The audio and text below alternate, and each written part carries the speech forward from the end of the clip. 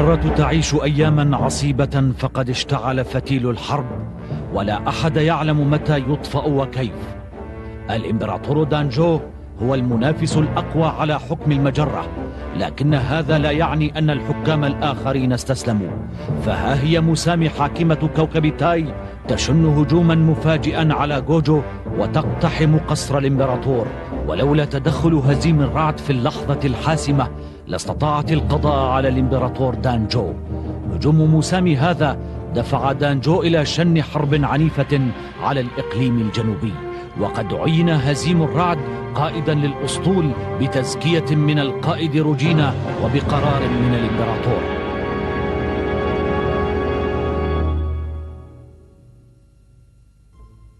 الاستعدادات تتسارع نحو انطلاق أسطول نجم جوجو الذي سيقود الهجوم على القطاع الجنوبي بوجه عام وعلى الكوكب تاي الذي تحكمه مسامي بوجه خاص.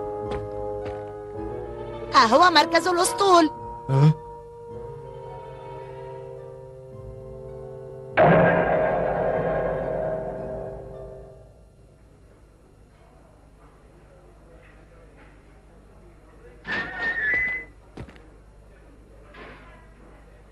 من أنتما وماذا تريدان؟ نحن جنديان، وقد نقلنا اليوم إلى هذا الأسطول. مرحبا. حسنا، هيا ادخلا. يمكنكما أن تغسلا الأواني وتنظفا دورات المياه. ستندم على هذا. تاسكي اهدأ. ألا تسمعهم؟ لا تكترث لهم أبدا. اسمعا، أنتما قادمان جديدان، وعليكما أن تعرفا نفسيكما. الجندي فراير مانك. الجندي تاسكي. سنسميكما طرزان وشيتا. لم أعد أستطيع الصبر.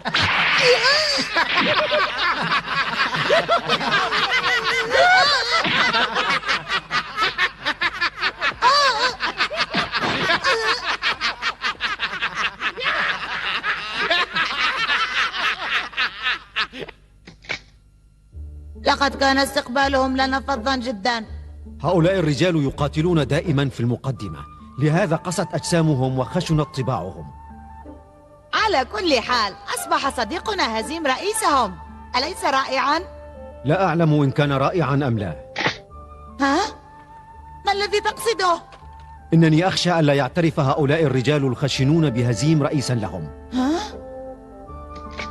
نعم، فمن الصعب عليهم أن يقبلوا أن جنديا صغيرا أصبح قائدا لأسطولهم. مهمة هزيم ستكون صعبة جدا. هاي، اسمعوا آخر الأخبار يا شباب. عينوا رئيسا جديدا لأسطولنا. جيد، فالسيد موفيك نائب رئيس الأسطول السابق جدير بهذا الموقع. ولكن لم يعين السيد موفيك، بل عين رجل آخر يدعى راي ريوجا. لم أسمع هذا الاسم من قبل. يقال إنه قتل شوزين إمبراطور ساكورا واشتبك مع الأربعة الأقوياء أمام الإمبراطور دانجو. السيد موفيك لن يقبل به رئيسا عليه، ولكن تعيينه جاء بقرار من الإمبراطور دانجو.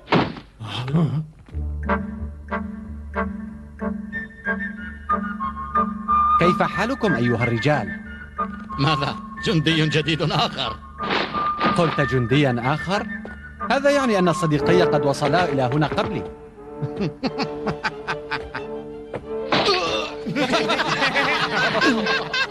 لا يسمح للأطفال الصغار بالدخول إلى هنا.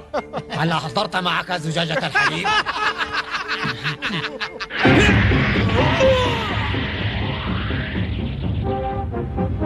لقد تعادلنا الآن.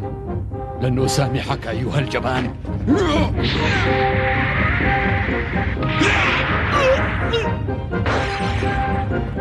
اقترب أيها الدجاجة، سأنسيك حليب أمك. وأنا لن أدعك تنساني.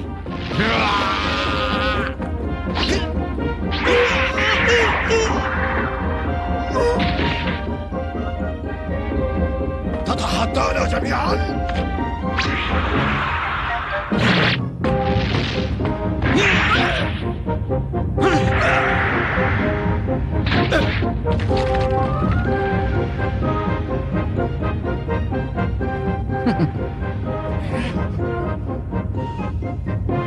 لنؤدبه أيها الرجال.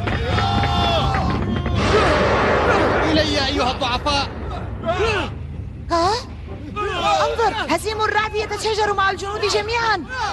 يا لهم من مساكين، سوف يصاب عدد كبير منهم بكسور وجروح.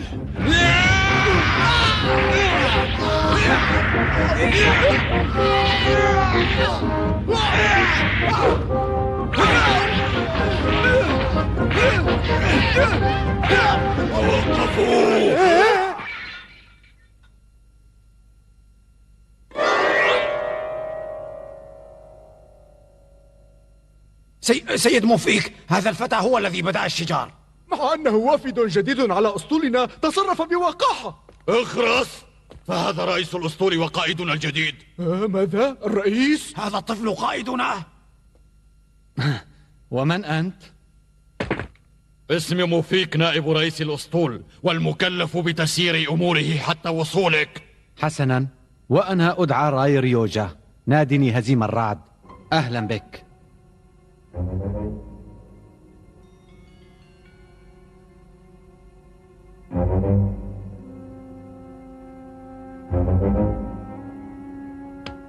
لن نعترف به، إنه ولد صغير. لا يمكن أن نأتمنه على أرواحنا، فهو لا يزال غرا. اصمتوا، القائد روجينا رشحته لهذا المنصب، وهي أدرى منا بمصلحة الأسطول. كان عليها أن تعينك أنت رئيسا لنا. اخرس، لا يحق لك أن تفكر نيابة عن القائد روجينا. ولكن هذا الصبي سيكون أول من يهرب عندما تبدأ المعركة. متى أصبحتم جبناء هكذا؟ مهمتكم القتال، وعليكم ألا تتدخلوا في قرارات القادة. السيد راي ريوجا هو رئيس أسطولنا الآن، علينا أن نثق به وننفذ أوامره. هل تفهمون؟ نعم. هل علم الجميع؟ نعم. سيدي الإمبراطور، أنا لا أفهمك. لما لا تدعنا نقضي على سيموني ونستريح؟ إنها تشبه اللغم المطموع. فورماي، ما بك اليوم؟ أنت رئيس مجلس الأربعة الأقوياء والمقرب مني، ويجب أن تفهمني بسرعة. اعذرني على جهلي وأفدني من حكمتك. سأترك سيموني طعما للمتمردين، فهي ابنة حاكم المجرة، والكثير من المتمردين يحلو لهم الاستعانة بواحدة مثلها لإعطاء تمردهم شرعية قانونية. وما دامت تحت مراقبتنا سنكشف أي تمرد بسهولة. لا يمكن أن تعيش معنا في هذه الغرفة، فهي لم تعد تليق بك. لقد عشنا معا وقاتلنا معا وانتصرنا معا، وسنستمر هكذا. المعركة القادمة مختلفة، فأنت القائد الآن. صحيح، أنا القائد هذه المرة ولست مقاتلا عاديا، وهذا يعني أن مسؤوليتي ستكون كبيرة جدا. صخر، تاسكي، ها؟ هيا تكلم يا صديقي. لنحافظ على صداقتنا. ها؟ الصداقة أهم سلاح لدي. فهمتك.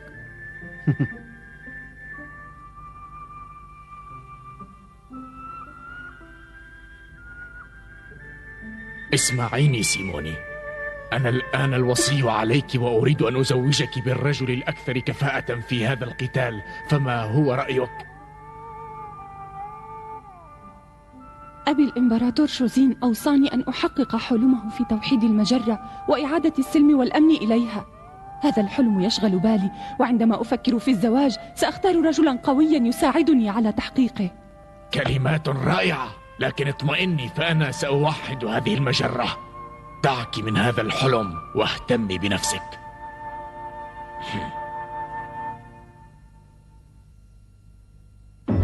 بعد هجوم موسامي على إمبراطورية جوجو ب7 أيام، أنهت الإمبراطورية استعدادها لشن هجوم مضاد على الإقليم الجنوبي كله وعلى كوكب تاي تحديدا. توحيد المجرة وتحت زعامة إمبراطورية جوجو هو حلم حياتي، واليوم حان الوقت لتحقيق هذا الحلم الغالي. إن غزو الإقليم الجنوبي خطوة على طريق تحقيق هذا الحلم، لذا سأقدم مكافأة مغرية للذي يقوم بعمل بطولي في هذه المعركة، والمجد لإمبراطورية جوجو!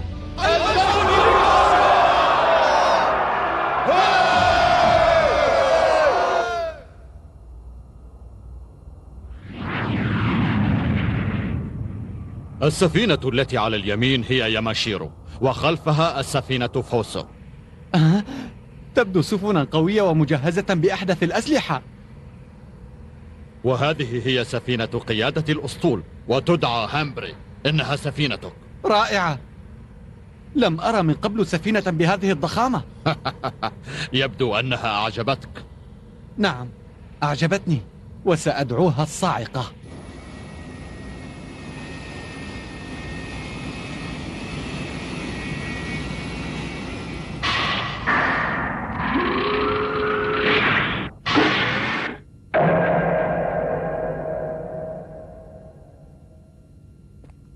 هذه غرفة قيادة العمليات. ها؟ سأعرفك الأعضاء في هامبري. عفوا، الصاعقة. القبطان أوكين. تحت أمرك. مدير التسليح يوهي، ومسؤول المعلومات ليتوك، وقائد الجند ليفوكو، مسؤول الإمداد ويزون. يمكنكم مناداتي بهزيم الرعد. هل نسيتني يا سيد مفيك؟ خبير صناعة السفن سومين. أنا مصمم سفينة هامبري أيضا، وأعرف كل تقنياتها وكل مسمار فيها. أصبحت تدعى الصاعقة. سمعت أن هذه هي المرة الأولى التي تقود فيها أسطولا. نعم، كنت جنديا عاديا، ولم أتخيل أنني سأصبح قائدا. لكن لا تقلق، سأتدبر أمري بمساعدة هؤلاء الرجال الشجعان. سيدي، حان موعد الاجتماع في قيادة الفيلق. القائد روجينا تنتظرك. حسنا حسنا، لن أتأخر عليها، فهي سريعة الغضب.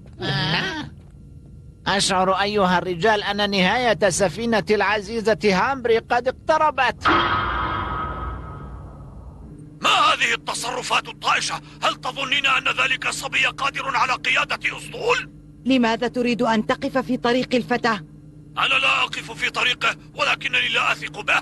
هذا رأيك، أما أنا فأثق به. إنه فتى شجاع وجريء، ولكن هذا وحده لا يكفي للنجاح في قيادة أسطول كبير في معركة خطيرة كهذه. إنه في حاجة إلى الخبرة. الفتى ذكي وسريع التعلم أيضا، وهذه الفرصة ستجعله يكتسب خبرة من المحيطين به ويتطور بسرعة ليصبح قائدا ماهرا. ساحة المعركة ليست مدرسة للتعلم. فكري ماذا سيحدث إذا خسر المعركة. شكرا على اهتمامك أيها المقنع. لا، انتظري روجينا.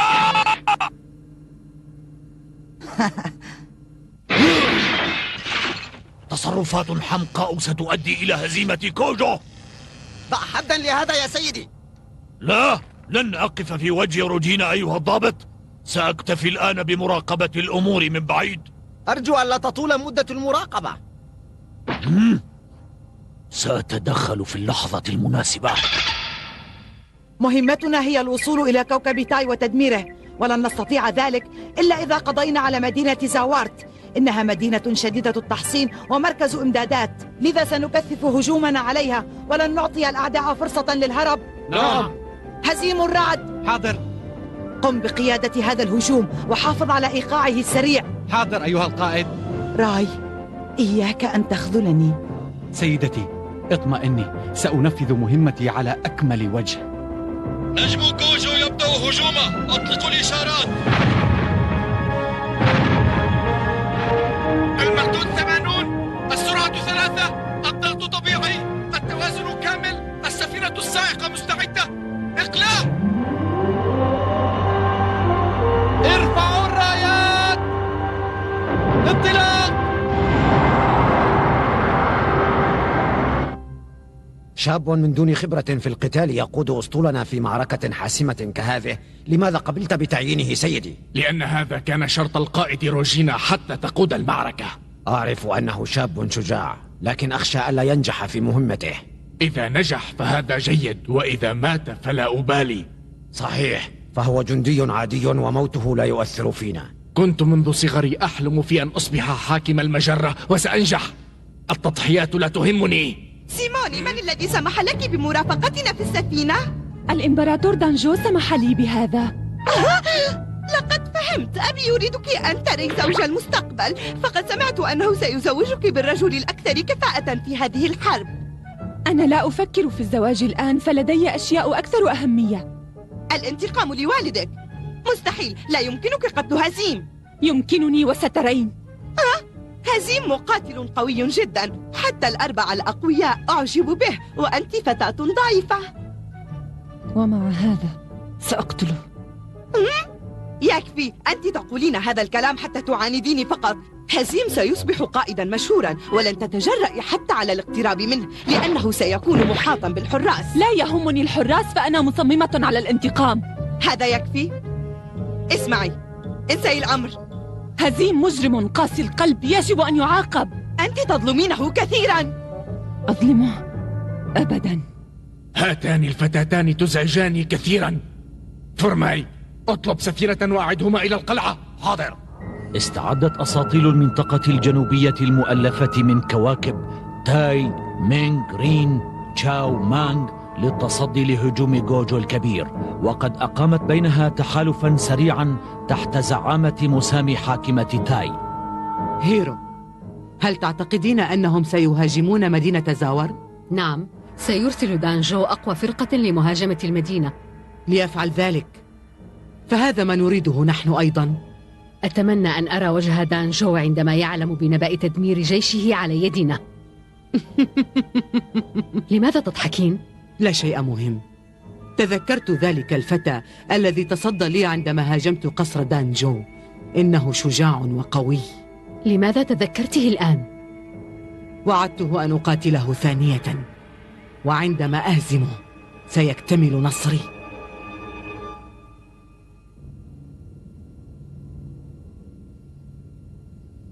حسنا يا مسامي، سألتقيك قريبا. كيف يضعون جيشهم حول المدينة؟ سفن الحراسة فقط تحمي المدينة، أما القوة الرئيسية فهي في الخلف. إذا دعونا نستولي على مدينة زاورت أولا، ثم نحاصر القوة الرئيسية ونهاجمها من جميع الجهات. أرجو أن تسير الأمور على ما يرام، لكن لنكن حذرين، فمسامي لا تستسلم بسهولة. سمعت أنك قتلتها عندما شنت هجوما مفاجئا على القصر. نعم، إنها شديدة الثقة بنفسها وشجاعة.